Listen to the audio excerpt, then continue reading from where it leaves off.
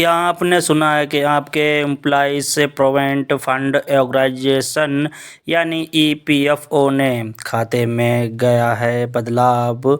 बवंडर अब वो बचत खाता नहीं रहा जैसे पहले था। अब वो एक ज़रूरतों का साथी और भविष्य का सुरक्षा का आधार हो गया है। अगर आप नौकरी बदलते हैं तो शादीशुदा हैं, पढ़ाई कर रहे हैं या कभी आपका पैसा रुका हुआ है महसूस कर चुके हैं तो ये वीडियो आपके लिए बहुत मायने रखता है। आज हम जानेंगे 4 बड़े नियम बदलाव जो सरकार ने ईपीएफओ में लागू किए गए हैं। कैसे ये आपके पीएफ खाते, आपके पैसे की आज़ादी और भविष्य की तैयारी की पूरी तरह बदल सकते हैं। तो बने रहें, ये एक सिर्फ जानकारी नहीं, आपके पैसे की समझ है। जो 4 नियम बदलाव किए गए हैं, सबसे नंबर पहला है आंशिक निकासी, प्रेफरल विड्रॉल की नई छूट। पहला बदलाव, अब आप अपने पीएफ खाते से ज़रूरतों के लिए पहले से कहीं अधिक आसानी से पैसा निकाल सकते हैं। पुराने समय से अलग अलग मामलों के लिए अलग अलग नियम थे। अब पहले 13 से अधिक अलग अलग कारण थे, जैसे शिक्षा, शादी, घर आदि। अब सिर्फ 3 बड़े कारण श्रेणी में जरूरी ज़रूरतें हाउसिंग विशेष परिस्थितियों के लिए शामिल किया गया है। सेवा से रिक्वायरमेंट अब सिर्फ 12 महीने है, मतलब 1 वर्ष काम करने के बाद आंशिक निकासी कर हकदार हो सकते हैं। शिक्षा के लिए अब 5-10 बार तक निकासी कर सकते हैं, अनुमति है। शादी के लिए 5 बार तक निकाल सकते हैं पैसा। और दूसरा नियम है पूरा निकालना है पैसा, फुल विड्रॉल और न्यूनतम बैलेंस की शर्तें ये हैं। दूसरा बदलाव, अब आपके कभी कभी अपने खाते से अधिकतम राशि निकाल सकते हैं, लेकिन इसके साथ नया नियम, बैलेंस वाला नियम भी आया है। अब आपकी अपनी कुल राशि, जिसमें कर्मचारी योगदान प्लस नियोक्ता योगदान ब्याज शामिल है, में से ये युक्त शर्तों का 100% तक निकाल सकते हैं। लेकिन एक शर्त है कि खाते में कम से कम 25% राशि बनी रहनी चाहिए, ताकि भविष्य के लिए बचत बनी रहे। बेरोजगारी की स्थिति में 1 माह के बाद 75% पैसा निकाल सकते हैं और पूरी राशि के लिए 12 से 36 महीने तक इंतजार करना होगा।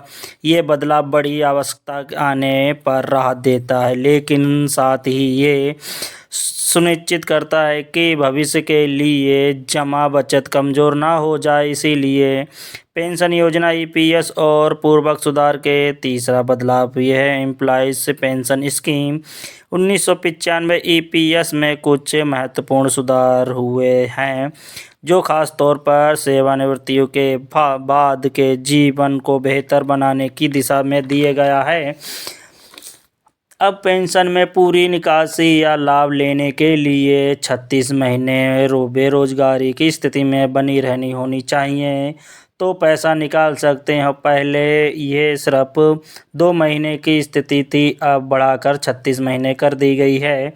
ये बदलाव ये सुनिश्चित करने के लिए दिशा दी गई है कि लोग जल्दी पैसा निकाल कर पेंशन का लाभ से वंचित ना रहें। यदि आपने लंबे समय तक काम किया है तो ये बदलाव आपके बुढ़ापे के पेंशन को सुरक्षित बनाने में मदद करेगा। इसीलिए शुरुआत में जमा एकदम सही होना चाहिए, बहुत ज़रूरी है।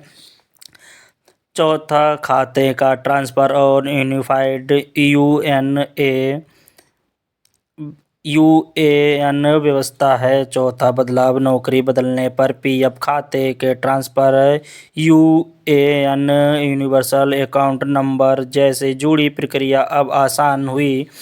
अब नौकरी बदलने पर खाता लगभग संचालित ऑटोमेटिक होने लगेगा। नए नियम के अनुसार शामिल तिथि डेट अपडेट करने से ट्रांसफ़र प्रक्रिया शुरू हो जाती है। पुराने और नए नियम युक्त द्वारा हस्ताक्षर या कागजी प्रक्रियाओं में देरी कम होगी। यूएएन अब जिंदगी भर एक जैसा रहेगा। नया यूएएन बनाने की संभावना बंद कर दी गई है। ये बदलाव उन लोगों के लिए हैं विशेष रूप से लाभदायक हैं जो अब नौकरी बदल रहे हैं। आपके पीएफ खाते में ट्रांसफ़र का झंझट खत्म हो जाएगा और बचत बेहतर तरीके से जुड़ी रहेगी क्योंकि ये बदलाव आपके लिए मायने रखते हैं। इस बदलावों से आप आजकल की ज़रूरतें शिक्षा, शादी, इलाज, बेरोजगारी का समय पीएफ की राशि का बेहतर इस्तेमाल कर सकते हैं। साथ ही नियम के सुनिश्चित करते कि आपका पीएफ खाता भविष्य की सुरक्षा, सेवानिवृत्ति पेंशन के लिए कमज़ोर ना हो जाए।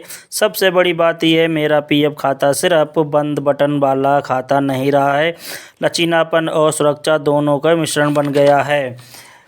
इसीलिए ज़रूरी है कि आपने खाते को सेवा अवधि, यूएएन, केवाईसी और नियम शर्तें समय समय पर खुद से जांच लेंगे तो आज ही एक ऐसा छोटा कदम उठाएं। अपने यूएएन पोर्टल में लॉगिन करें, देखें कि केवाईसी अपडेट है या नहीं, खाते क्या क्या योगदान हुआ है, पिछले नामों का आपका कहीं डुप्लीकेट तो नहीं बना है। यदि आपने नौकरी बदली है तो सुनिश्चित करें कि खाता ट्रांसफ़र सही हुआ है और अगर कभी हादसा या अचानक खर्च आ गया तो पीएफ का खाता मुश्किल से इस्तेमाल कर सकते हैं, उसे आप समझदारी से इस्तेमाल कर सकते हैं। इस जानकारी को अपने साथी, कर्मचारियों, मित्रों और सहकर्मियों के साथ शेयर ज़रूर करें ताकि भी जानकर वो भी बचत भविष्य के बेहतर बना सकें। अगली बार